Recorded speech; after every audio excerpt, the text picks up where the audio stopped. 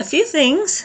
I haven't been doing anything Yorbella related for a while because I've been going through home renovations. Um, our bathroom is without a toilet, without a sink, and I'm at my aunt's house staying the night because I like to use the bathroom and the sink. Anyway, today is my birthday. I got myself a present. I'll show you.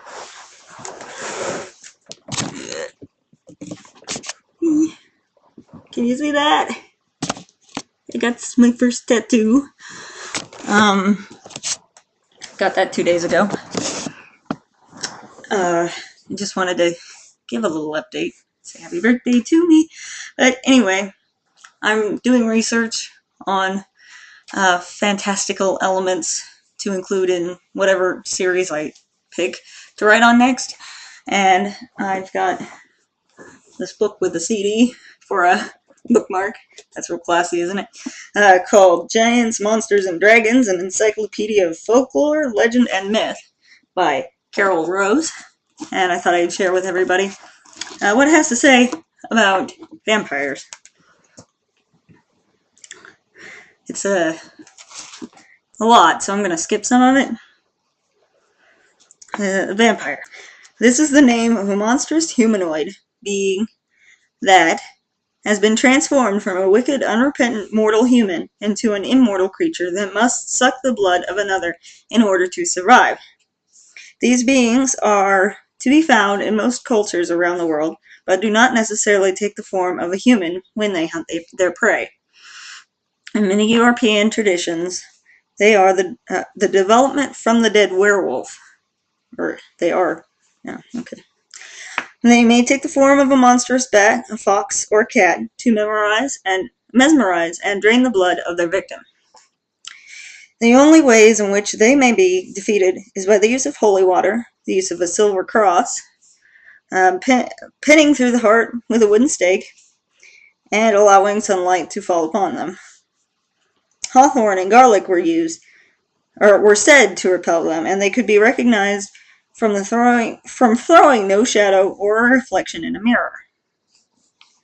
During the Middle Ages, and for some time after, whole graveyards were exhumed when a catastrophe set the people looking for a vampire that was to blame.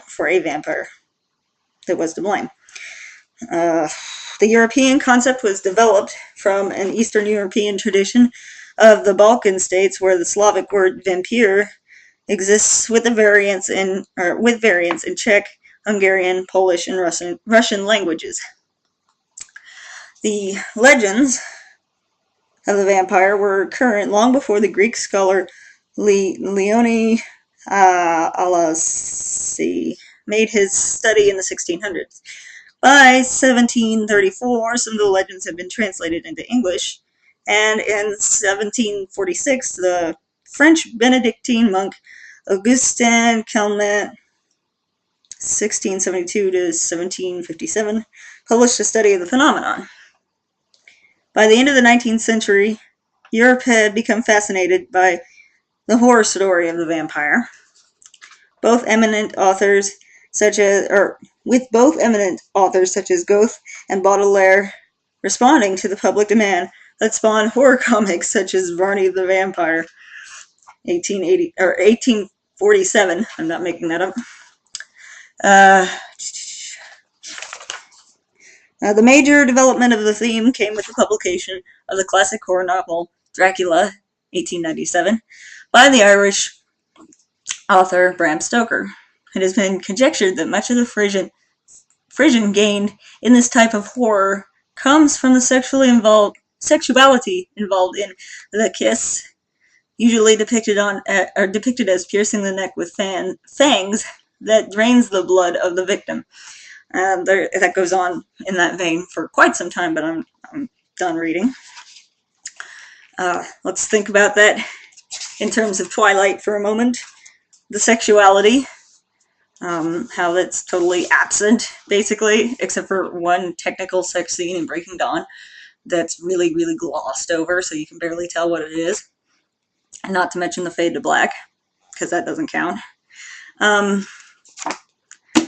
Twilight really has no sexual contact within it.